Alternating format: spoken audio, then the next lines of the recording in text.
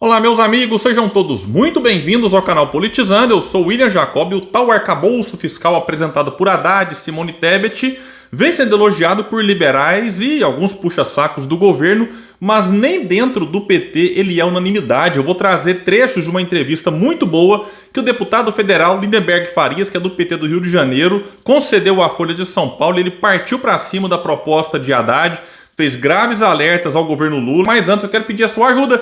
Se chegou no canal, não está inscrito e puder, se inscreva, ative as notificações.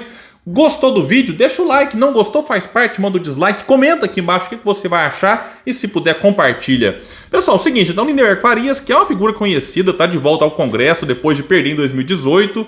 Ele agora é deputado federal pelo PT, mas não poupou o colega de partido Fernando Haddad das críticas. Eu separei aqui alguns trechos da entrevista que ele concedeu à Folha, que começou perguntando: por que expor ressalvas à regra fiscal agora? A resposta dele: a grande força do Lula é muito ancorada no que foram seus governos. Houve crescimento econômico, geração de emprego, distribuição de renda. Estamos muito preocupados com a desaceleração da economia. Bolsonaro deixou uma armadilha, entregou uma economia ladeira abaixo. É claro que isso é agravado pela política monetária do presidente do Banco Central, Roberto Campos Neto. É a maior taxa de juros do mundo, está quebrando empresas. Foram 103 casos de recuperação judicial só em fevereiro. E aqui eu faço uma pausa que realmente é muito preocupante. São empresas grandes, ou entrando em recuperação judicial, ou fechando lojas. E essa empresa, tem que ser bastante honesto aqui, eu faço diversas críticas ao governo Lula, vou fazer nesse vídeo aqui, mas a gente tem que ser honesto, né? Elas não estão em dificuldades agora por conta desses 3 meses do atual governo. É o que vem se arrastando, né? Já com Bolsonaro, o Brasil praticava a maior taxa de juros do mundo. E aí é um cenário muito difícil para quem quer empreender, para quem tem negócio, para quem gera emprego. Isso aqui é bom para quem? Para quem está de perninha cruzada, né, aplicando ali em títulos. Porque aí o cara ganha, né, 3,75 ao ano, desconta a inflação, sobra 8, 9% livre, sem o cara fazer nada. Então isso aqui realmente tem dificultado a vida dos empresários no Brasil. Eu sou um pequeno comerciante em Uberlândia, eu vivo isso aqui na prática, né? Como que é difícil quando você quer, né, precisar de um dinheiro, um capital de giro, enfim, para socorrer no momento de dificuldades, tem que lidar com taxas altíssimas, né, que, insisto, são as maiores do planeta. Será que está o planeta inteiro fazendo o errado e só o Brasil fazendo certo com essa taxa absurda e abusiva? Voltemos aqui para a entrevista, que aí foi perguntado assim para ele: mas para integrantes da esquerda, o arcabouço é melhor que o teto. Sim, eu já disse aqui várias vezes, sim, mas a gente vai contentar com pouco? Diz ele aqui que é insuficiente. O Boletim Focus trouxe nova estimativa de crescimento do PIB. A previsão deles, que é o mercado, para o PIB é 0,9% este ano e 1,48% no outro ano. Politicamente é desastroso para a gente. Você conhece esse Congresso Nacional. Se aumenta desemprego, se tem esse cenário de estagnação, consequentemente vai ter queda de popularidade e crise política. Só lembrando que o Lula, nesse momento, está com a reprovação igual a de Bolsonaro no mesmo período em 2019. O que é muito preocupante, você começar um governo já fragilizado junto à opinião popular. E esse entrar numa crise, na verdade a gente já está numa certa crise. Então, se não sair dela rápido, olha, a situação pode ficar realmente preocupante. Tudo bem que o Lula é muito mais habilidoso politicamente do que a Dilma, que sofreu impeachment quando o país entrou numa grave crise econômica, né? Mas o que acontece? A Dilma também não teve uma oposição que o Lula está tendo agora, com a extrema-direita muito mais organizada. Voltando aqui à pergunta da Folha para ele: como o PT pode atuar? A resposta: colocar a agenda do crescimento e da geração de empregos como prioridade. Já não temos a política monetária. Em um momento como este, qualquer política fiscal que signifique restrição de investimentos e gastos sociais pode aprofundar a crise e derrubar mais a economia. Juntar o aperto monetário a um aperto fiscal é uma tempestade perfeita. A gente quer contribuir, ajudar a melhorar. Saiu essa proposta do governo. Vamos ver quando chegar escrita. É tentar fazer alterações, emendas, para melhorar o projeto e para atenuar riscos de cometer um erro de fazer ajuste fiscal no cenário de desaceleração econômica. Pois é, essa proposta aqui do Haddad vai para o Congresso, ele fala aqui que vai tentar melhorar, ok, mas eu defendi aqui que essa proposta, partindo do governo, tinha que ser mais ousada, porque no Congresso é mais fácil eles piorarem essa do que melhorarem, já que a maioria lá não é uma maioria, né, desenvolvimentista. Então vamos ver como é que vai ser as negociações por lá. Mas no fundo, isso aqui é uma proposta inicial que ele vai te alertar, vai trazer, querendo ou não, cortes, né? Não tem como você ter um superávit né, em 2025, como eles estão querendo, ou até zerar em 2024, sem passar por cortes. Eu até torço para que não. Mas, enfim, os primeiros sinais não são bons. E agora que a Folha vai colocar para ele. Mas a proposta prevê crescimento contínuo de gastos. Ele responde: pode não ser real essa coisa do déficit primário zero no próximo ano, achamos um equívoco. E ele está correto aqui na resposta dele, hein? Vou tentar influenciar no debate aqui no parlamento e internamente no PT. O Haddad fala em aumentar receitas em 150 bilhões. Mas são muitas variáveis. Se a economia desacelera muito, fica difícil aumentar a receita. Vejam que ele traz pontos interessantes, meus amigos. Vamos deixar quem eventualmente tem antipatia pelo PT ou pelo próprio Lindenberg de lado, vamos avaliar o conteúdo. Ele está fazendo alertas corretos aqui, né? Vamos voltar aqui para a fala dele. Muitas dessas propostas têm que passar pelo Congresso. A gente sabe como funcionam os lobbies na hora de acabar isenções. Caso ele não consiga ter essa arrecadação, ao se comprometer com esse déficit, o que é que vai ter que acontecer?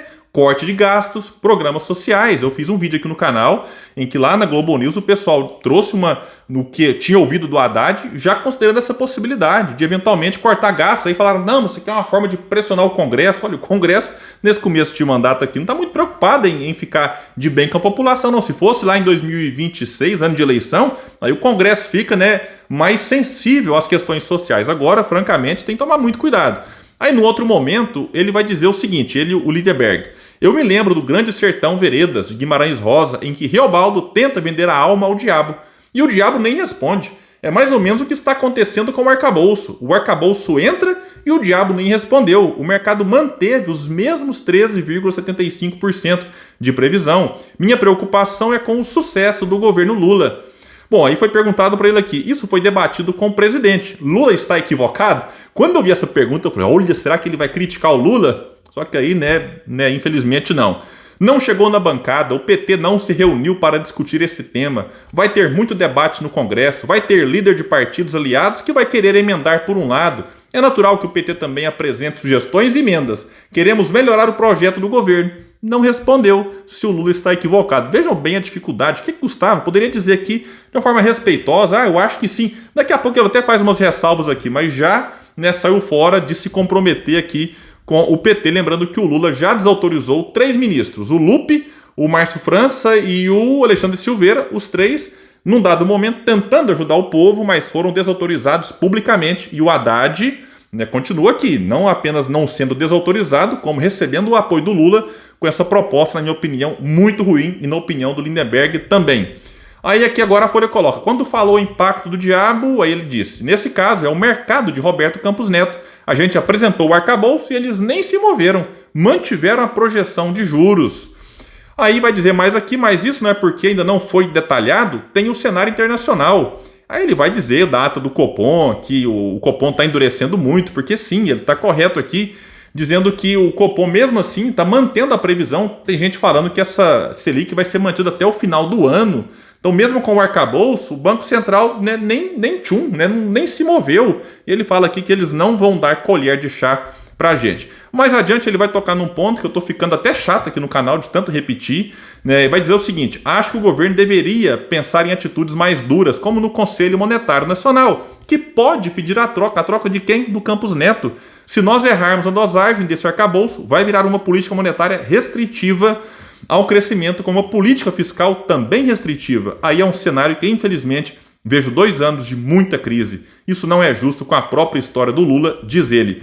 Aí a Folha pergunta, o governo deveria comprar uma briga e pedir a saída do Campos Neto? Veja a resposta dele, é que eu estou falando aqui há muito tempo. Isso já devia, diz ele, estar sendo articulado no Senado. A tirada do Campos Neto hoje é fundamental. Ele foi colocado pelo Bolsonaro, participava de um grupo, ministro do Bolsonaro, agora em janeiro, disse ele.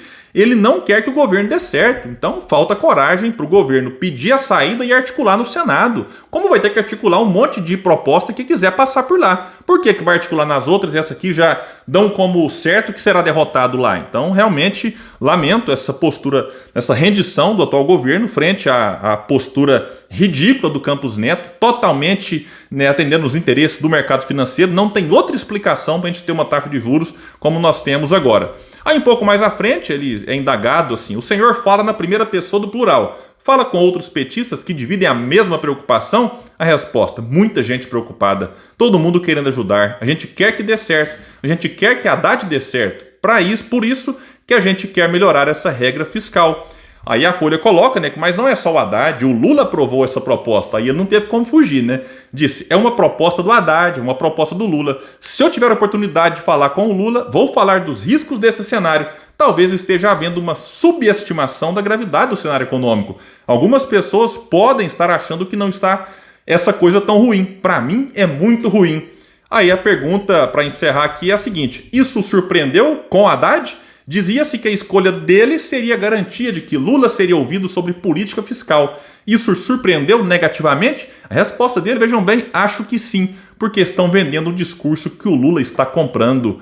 É um discurso que é o seguinte, vamos fazer tudo isso pelo lado da receita. Até aí tudo bem, ok. E se não der certo, ao se comprometer com déficit primário zero, vamos ter que cortar no meio da crise. Pois bem, meus amigos, uma entrevista muito boa, com posições claras e corretas, na minha opinião. O governo está rendido aos interesses do mercado, está fraco e se continuar assim pode ser desastroso, não apenas para o Lula, mas para o povo e também para o país. Bom, pessoal, então é isso. Fica aqui o registro da entrevista dele. Eu vou deixar o link no comentário fixo para quem quiser ler na íntegra. Vale muito a pena. Eu fico por aqui. Valeu e até o próximo vídeo no canal Politizando, um espaço que luta por um Brasil melhor.